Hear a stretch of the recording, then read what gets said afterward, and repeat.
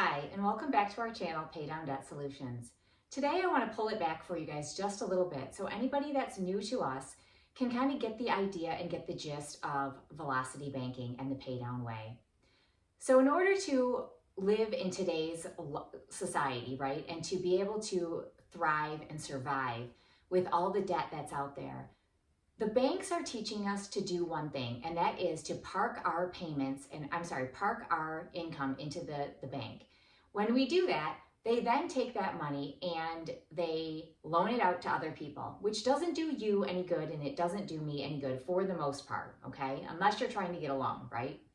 So velocity banking is a way of freeing up your cash flow from all the payments that you are making in order for you to be able to alleviate yourself by building cash flow. Okay, so what happens is when you put money into a revolving line of credit and you use that like a checking account, you will then free up cash flow for yourself if you run your finances through the velocity way. And that's what I'm going to kind of do for you today. I want to kind of take it back, peel back the onion, peel back all the layers, and go into exactly how to use velocity banking and what makes it so powerful and why it will then get you out of debt.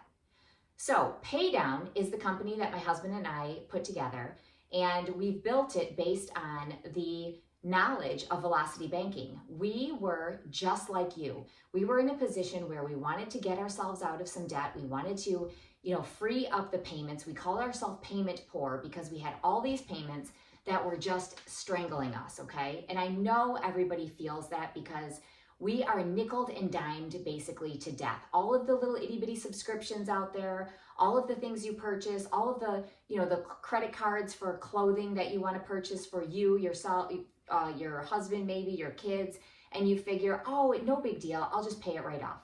Well, you could do that, you could.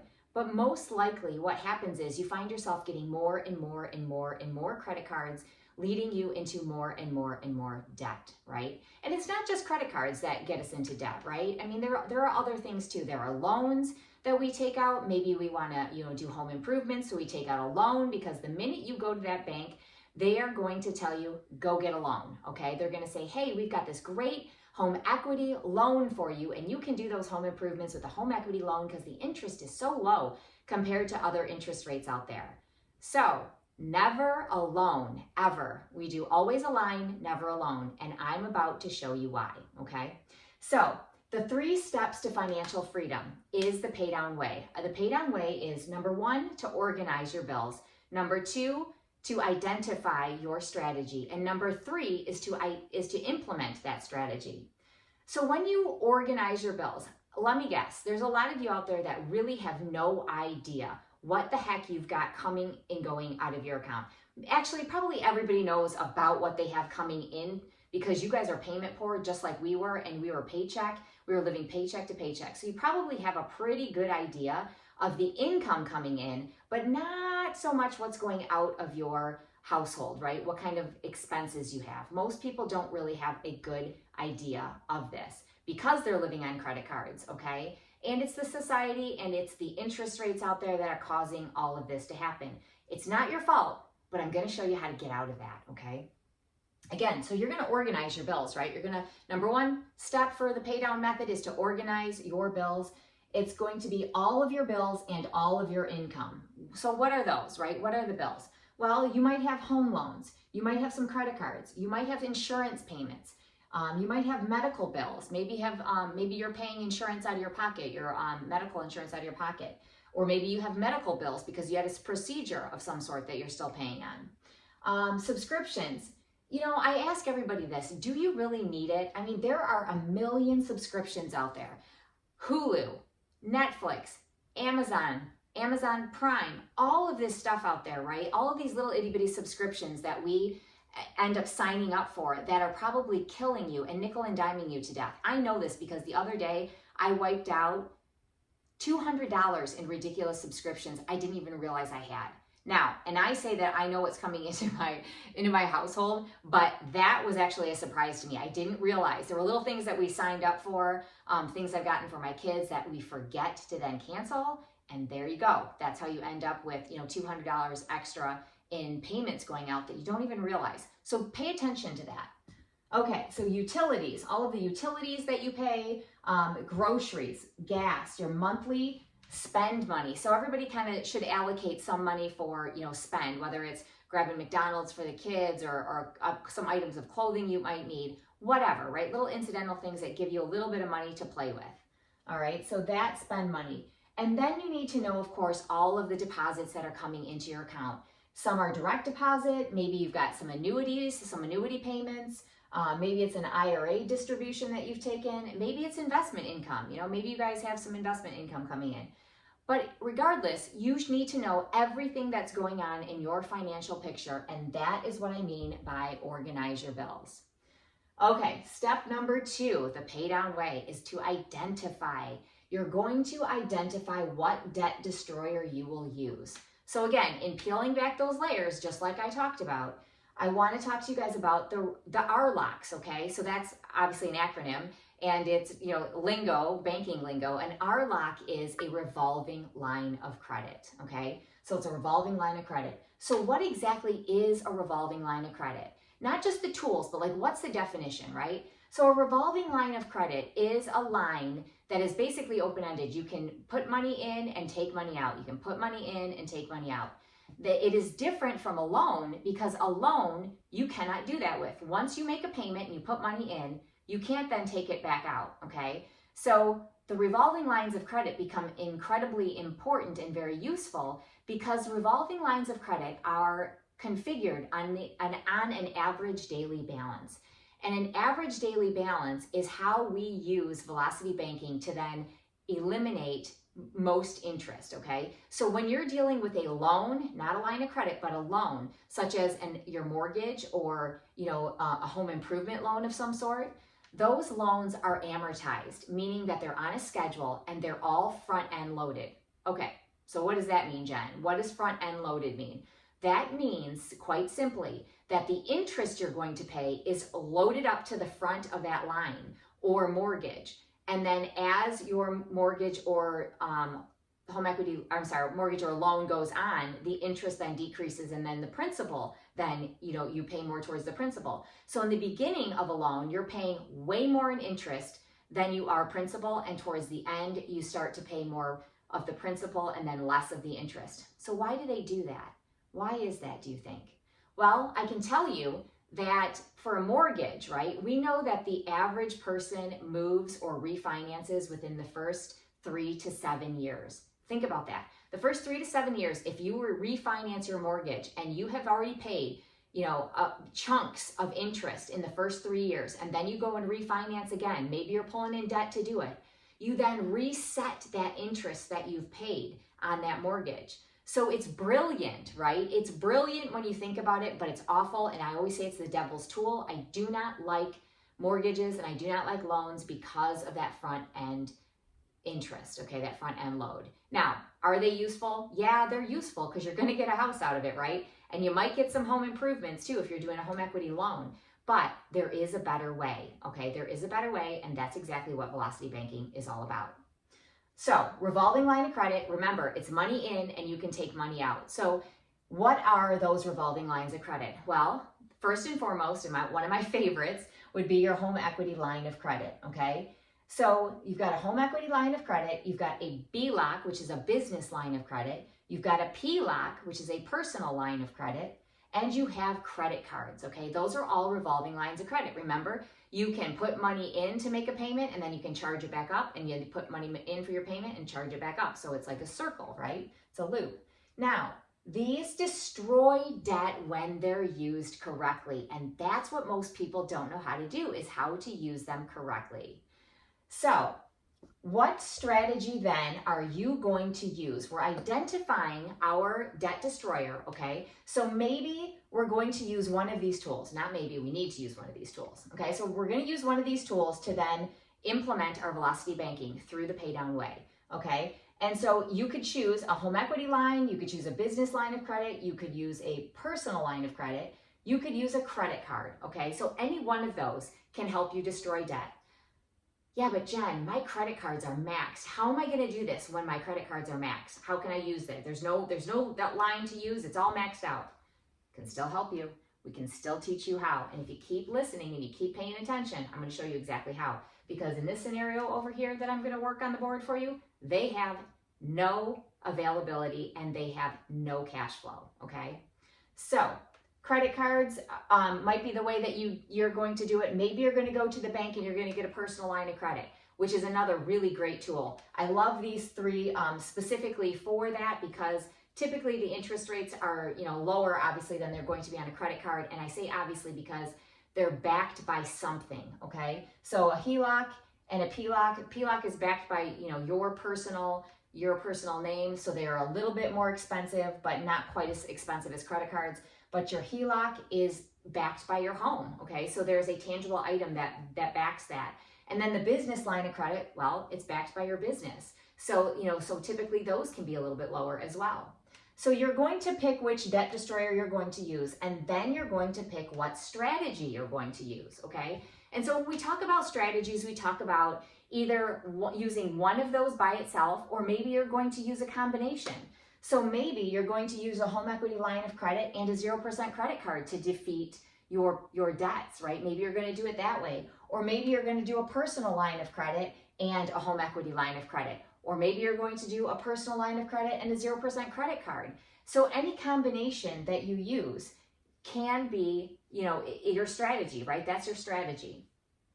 And then number 3 is implementation. How you're going to implement your plan, your strategy, right? You've organized all your bills, you've identified what tool or tools you're going to use, your debt destroyers, and then you need to implement your plan, okay? So again, you've organized. Now you've identified the debt destroyer and it's time to work your strategy. So you're going to work out your income, your expenses, and the interest that you will be putting on your revolving line of credit. Okay, so that's how we do velocity banking. You're going to work out what's going on that line, what's coming out of that line monthly. Okay, well, going out, or you can say adding it back in, and I'll explain that a little better. And then you've got your interest, right? You have to calculate the interest. So these all have interest rates except for a 0% credit card for a limited time. All right, so you still have to calculate the interest on the line of credit that you're using. So what I'm going to do is kind of go through a low-level example to show you the simplicity, okay, the simplicity of basic velocity banking. Now, the more you have going on and, the tighter your debts are, the more complicated it can be. However, once you realize and learn how to do this strategy, you're going to find it's not quite as complicated as you thought at all, okay? All right, so we're going to pick, in this case, we're going to pick a credit card as a debt destroyer, okay? So the credit card is the debt destroyer, and this is an example of somebody that I have worked with, and he has an income of $3,200, okay? His total expenses right now are $3,200, which means he has 0 cash flow. Okay, so what is cash flow? That's another thing that people ask me all the time. They don't quite understand what cash flow is. Or they're confused by it. Like they think it's income into the house, and that's not the case. So cash flow is the amount of money you have left over after your income comes in and all your expenses come out. What's this dollar amount in the middle, okay? And so if you pay, let's say you had an income of $3,200 and your expenses were $2,200, that means the cash flow that person would have would be $1,000 in cash flow, okay? And that $1,000 would then help them hammer down their debts, okay? And so that's part of what we do with velocity banking. We're using whatever cash flow we make to then hammer down our debt, okay? So, and back to our example, he's got an income of $3,200, he has total expenses of $3,200, and he's got, inside those expenses that he has is a credit card that's maxed at $10,000. It has a payment of $355, and it's at a 21% interest rate, okay?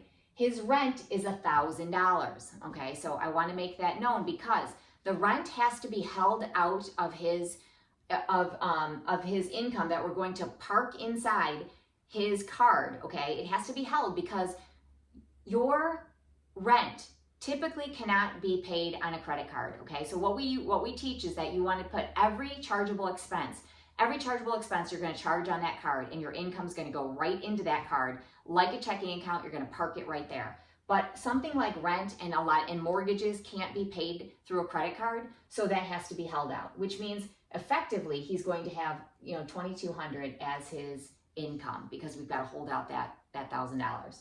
Okay, so then I kind of list for you to give you an example. His utilities are $600, his gas for his car, $600 a month, his groceries are about $900 a month, and then other expenses, $100, that's his play money.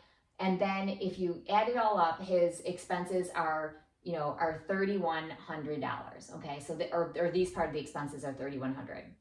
So we have to hold out rent from our expenses and our income, okay? So our rent has to be held out. So when we take a look at his expenses, okay, in taking out the rent payment, because we're holding it out, right? So that's no longer going to be included in his his income. It's not going to be included in his income at this point. So if we hold out the rent, then our expenses are going to be $2,200, right? We're taking that out of our expenses.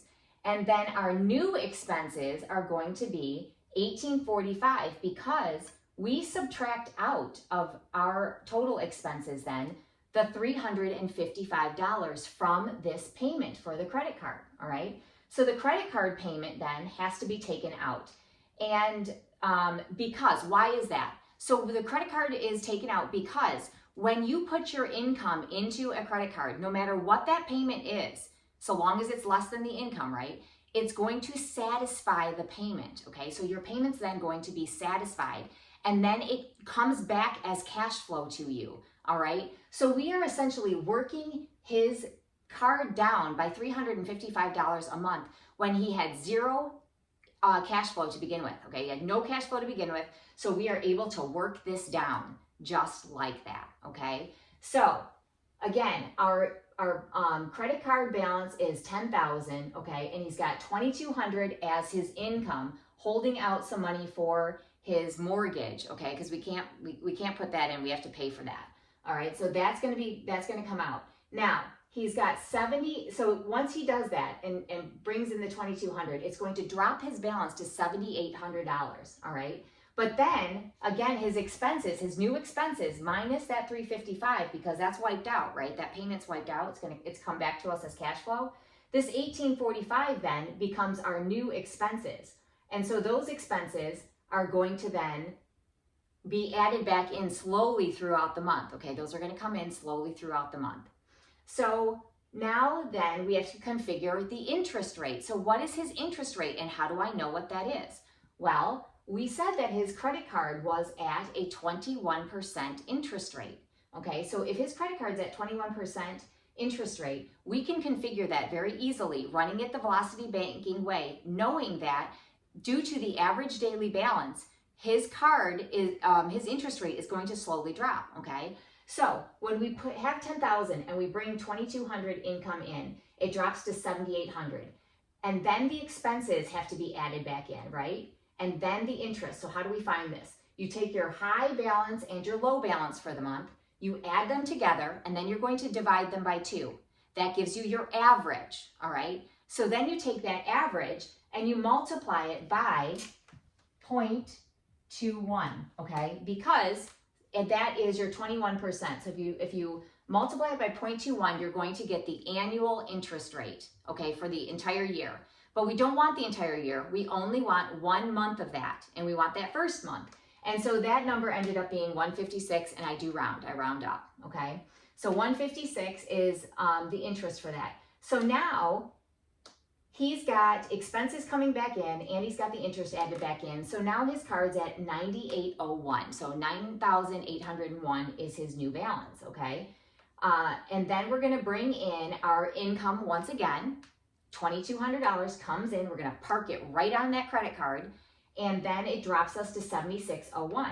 So we take the 9,801 plus the 7,601, we add them together, divide them by 2, multiply it by our 0.21, and then you divide that by 12 to get your next month's worth of interest, which then is 153. And you can see how the interest is dropping because, again, on that average daily balance. So then after all of these expenses come back into the card, he's down to $95.99. Again, you've got income coming in, you've got the balance, his low balance and his high balance. You add the two together, you divide by 2, multiply by 0.21, divide that by 12, and then you're going to get your next interest, which is 149. So that once he adds those back in, he's back to 93.93, okay? But we've dropped it to $93.93 from $10,000, and he has zero cash flow because this payment then is coming back to defeat that payment and to drop it, okay? So if you work this down, and as we run this down, okay, I get to this month here. So this would be, you've got month 1 here. So this is month 1. Then we've got month 2. This would be month 3. This then would be month 4.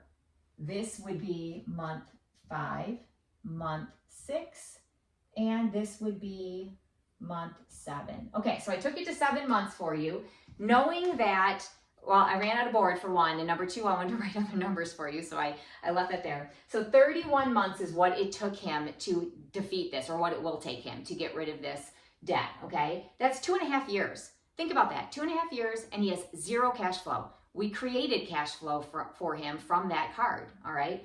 And the great thing is about this is if now he has something happen, anywhere in here, he has cash flow that is built up on that card now that he can use if he runs into an oh shiznit moment where he needs extra money. He can then put it back on the card. Now, of course, he's trying not to do that, but life happens. We all know life happens, okay?